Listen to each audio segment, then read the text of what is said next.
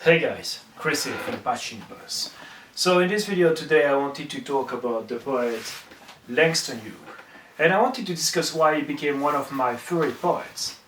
So just to put you in the context, Langston Hughes was one of the leading voices of the Harlem Renaissance, which is a movement, a political and cultural movement of the 1920s in America, led by African American people to talk about subjects such as the plight of the African American people or the impact of slavery on their lives. Langston Hughes was no exception, but I wanted to let you know why he became one of my favorite poets and what kind of influence he had on my life, not just as a poet, but also as a person.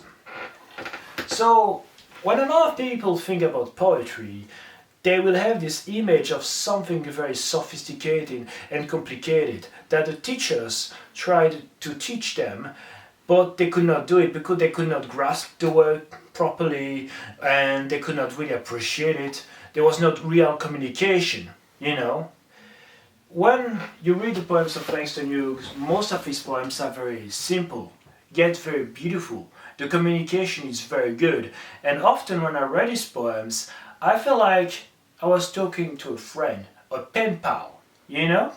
For example, the other day I talk about this poem, Harlem, and the beginning of the poem is what happens to a dream deferred.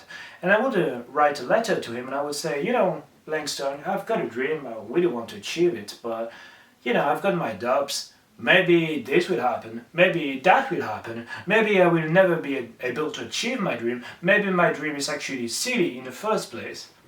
And he would write back to me and would say, Chris, what happens to a dream deferred? What happens to a dream deferred? You know, what do you mean? Well, does it stink like rotten meat? Does it crust and sugar over like a syrupy sweet? Does it explode?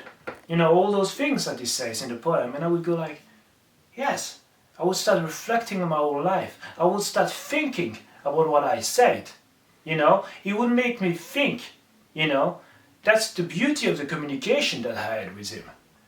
And when I read that poem for the first time, I could think about all the dreams that I deferred. I did not defer them. They exploded. They exploded. You know, I abandoned my dream.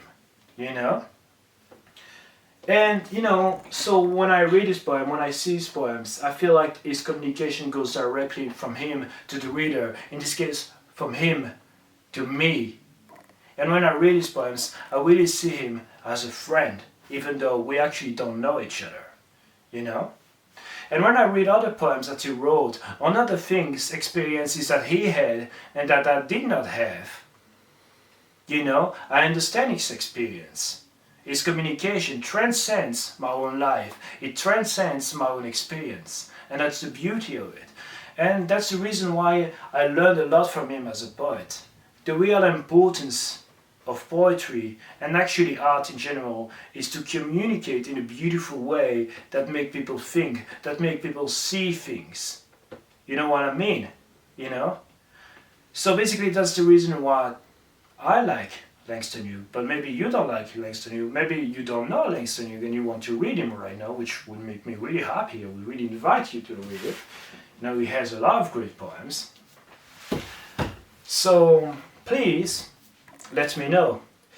And I will end with something that Langston Hughes wrote and I found quite interesting is, hang yourself, poet, in your own words, otherwise you're dead.